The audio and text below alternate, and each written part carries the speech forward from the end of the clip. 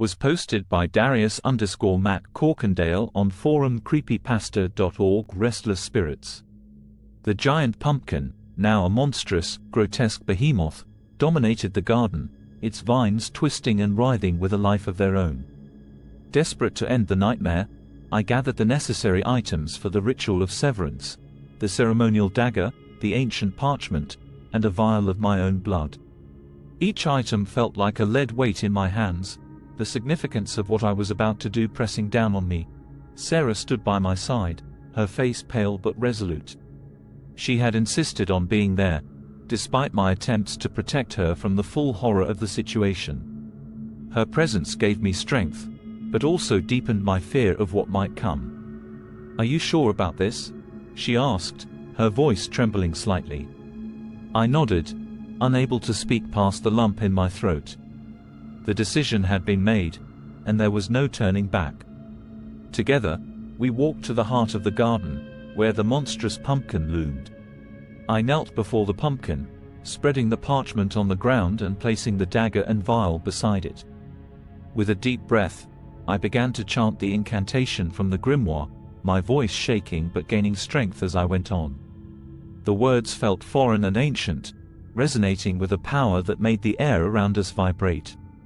The vines reacted almost immediately, writhing more violently, as if sensing the impending threat.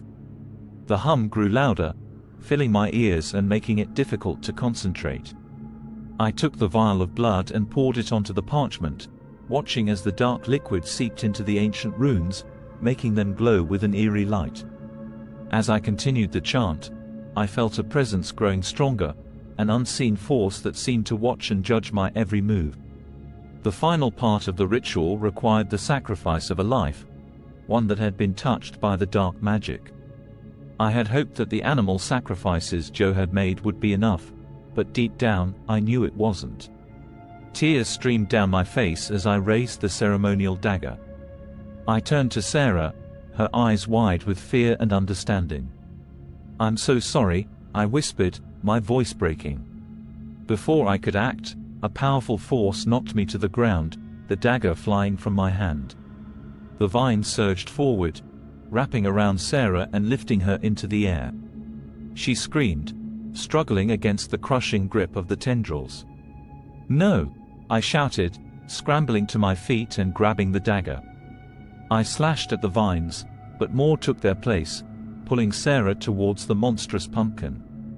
Desperation fueled my actions as I hacked and cut, my hands slick with blood from the thorny tendrils. Suddenly, old Farmer Joe appeared, his face a mask of determination and sorrow. "This is my doing," he said, his voice barely audible over the cacophony. "I have to set it right." With a swift motion, he took the dagger from my hand and plunged it into his own chest. The vines recoiled, releasing Sarah and retracting towards the pumpkin. Joe fell to the ground, blood pooling around him as he chanted the final words of the ritual. The air crackled with energy as the ground trembled beneath our feet. The giant pumpkin began to wither, its vibrant orange fading to a sickly brown. The vines shriveled and turned to dust, releasing a cloud of dark, acrid smoke. The hum intensified, reaching a deafening crescendo before abruptly stopping. Joe's body lay still, his sacrifice complete. The garden fell silent, the oppressive weight lifting as the dark magic dissipated. The spirits, momentarily appeased by Joe's selfless act, retreated into the earth, their hunger sated for now. Sarah and I stood in stunned silence, the horror of what had just happened slowly sinking in. The garden, once a source of pride and joy, was now a barren wasteland, the remnants of the dark magic leaving an indelible mark. We buried Joe next to his monstrous pumpkin, marking his grave with a simple stone. His sacrifice had saved us, but the cost had been immeasurable. As we left the garden, I couldn't shake the feeling that the spirits were still watching, waiting for the next opportunity. The climax of our ordeal had revealed the true price of tampering with forces beyond our understanding. The darkness that had taken root in Harvest Hill was not so easily vanquished, and the memory of that fateful night would haunt us forever. The ultimate confrontation had ended, but the scars it left behind would remain, a chilling reminder of the danger that lurked beneath the surface of our once idyllic town. The days following the climactic confrontation were a blur of exhaustion and grief. The garden, once the pride of my efforts, was now a desolate patch of scorched earth and withered plants. The giant pumpkin had collapsed into a decaying heap, its vibrant orange hue now a sickly brown. The oppressive atmosphere that had hung over our home seemed to dissipate, leaving a profound silence in its wake. Sarah and I struggled to come to terms with the events that had transpired. We moved through our daily routines in a daze, haunted by the memories of that fateful night. Old Farmer Joe's sacrifice had saved us, but the price had been high, and the weight of guilt and sorrow was overwhelming. News of the bizarre occurrences spread quickly through Harvest Hill. The townspeople, initially skeptical, became increasingly curious and wary. They whispered about the giant pumpkin, the strange lights, and the eerie hum that had emanated from our property. Joe's sudden death added to the sense of mystery and fear that gripped the town. One afternoon, the town council paid us a visit. They stood in our barren garden, their faces a mixture of disbelief and concern. "What happened here?" asked Mayor Thompson, his voice filled with apprehension. I hesitated, unsure of how much to reveal. "There was an incident," I said slowly. "Old Farmer Joe tried to help us, but things got out of control. He sacrificed himself to stop it." The council members exchanged uneasy glances. "We've heard rumors about Joe and his family," said Mrs. Henderson, the town librarian. "Dark rumors. Is there any truth to them?" I nodded reluctantly. Joe had a knowledge of ancient rituals, a kind of dark magic. It's what caused the giant pumpkin to grow so large. But it came with a price. The council members fell silent, absorbing the gravity of my words. "We need to ensure this never happens again," said Mayor Thompson finally. "The town must be protected." Sarah and I knew we couldn't stay in Harvest Hill. The memories were too painful, the whispers too loud.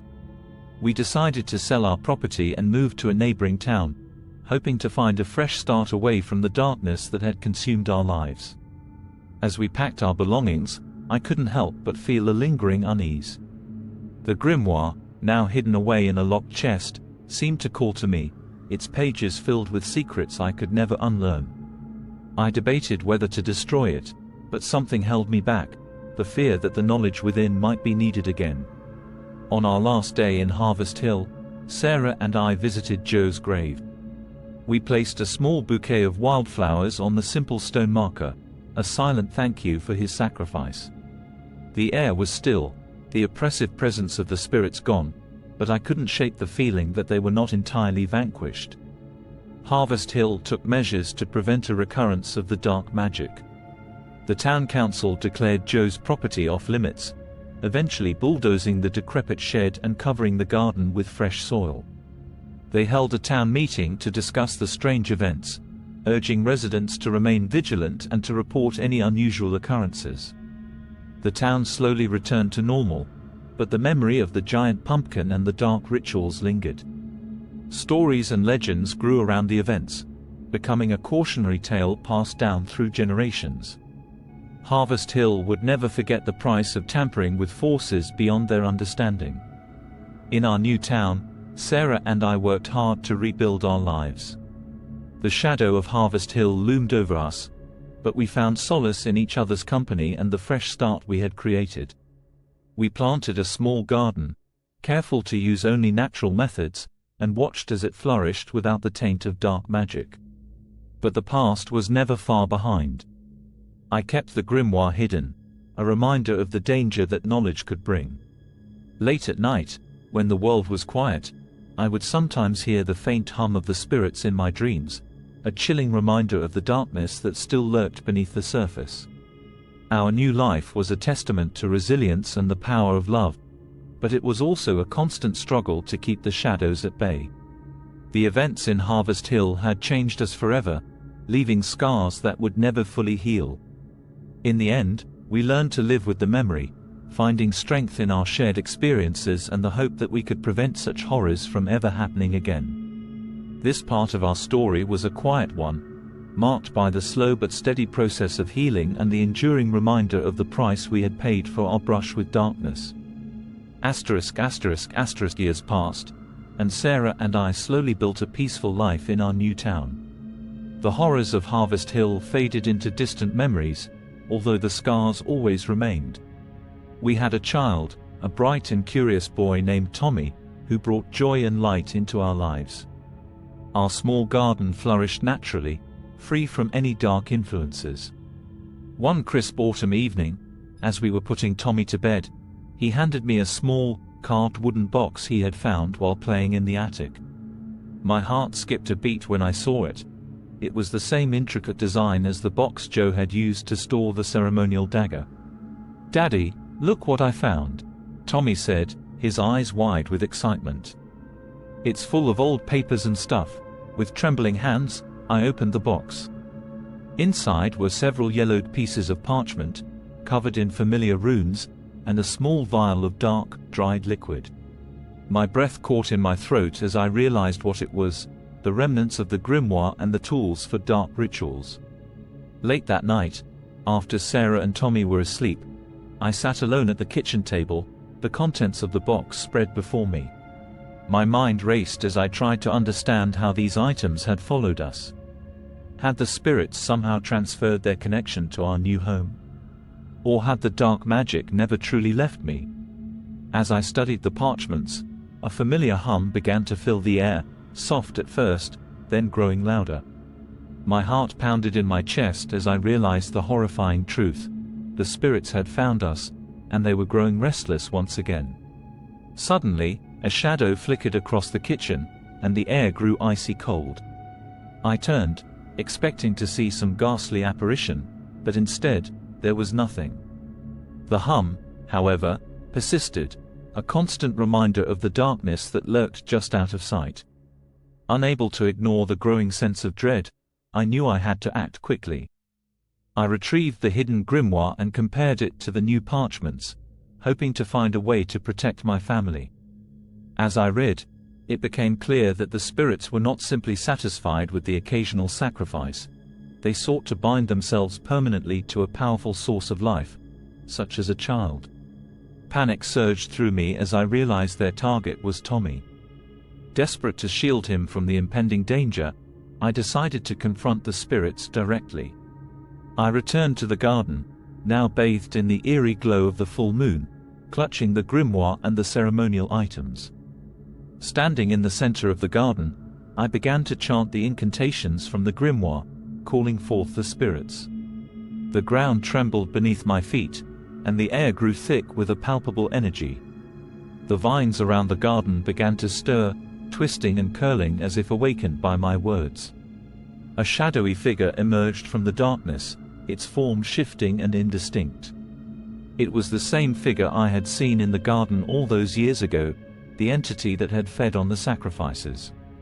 It spoke in a voice that seemed to echo from the depths of the earth. "You have summoned us," it intoned, its eyes glowing with an otherworldly light. "What do you seek?" "Release my family," I demanded, my voice steady despite the fear coursing through me. "You've taken enough. Let us live in peace." The figure laughed, a cold, hollow sound. "The bond is not so easily broken," it said. "A life for a life, remember? But there are other ways to appease us." Desperate, I offered myself in place of my son. "Take me," I pleaded. "Just leave my family alone." The spirit considered my offer, its eyes narrowing. "A noble sacrifice," it mused. "But we require something more. Your life alone is not enough. You must bind your bloodline to us, ensuring that our connection endures." The full weight of the spirit's demand crashed down on me. Binding my bloodline meant condemning future generations to the same darkness I had tried so hard to escape. But there was no other way to protect Tommy and ensure his immediate safety. With a heavy heart, I agreed. "I will bind my bloodline to you," I said, my voice breaking. "But spare my son and allow us to live in peace for as long as we can." The spirit's eyes gleamed with satisfaction. "So be it," it said, extending a shadowy hand. "Seal the pact." With trembling hands, I used the ceremonial dagger to cut my palm, letting the blood drip onto the ancient parchment. The runes glowed bright red, and the hum intensified, resonating through the garden and into the night. As the ritual concluded, the shadowy figure dissipated, and the garden fell silent once more. The oppressive presence lifted, leaving me drained but relieved. I returned to the house, where Sarah and Tommy slept soundly, unaware of the pact that had been made. The next morning, I buried the grimoire and the ceremonial items deep in the forest, far from our home. The garden slowly returned to its natural state, free from the monstrous growths and eerie hum. Life continued, seemingly peaceful, but I could never forget the price we had paid. Years later, as I watched Tommy grow into a bright and inquisitive young man, I couldn't help but feel a pang of dread. The spirit's hunger had been sated for now, but the pact I had made would hang over our family like a dark cloud, a chilling reminder of the darkness that lurked just beneath the surface. In the quiet moments, when the wind rustled through the trees or the moon cast long shadows across the yard, I could still hear the faint, sinister hum, a reminder that the spirits were always watching, waiting for the next chapter of our bloodline to unfold. Don't forget to click subscribe.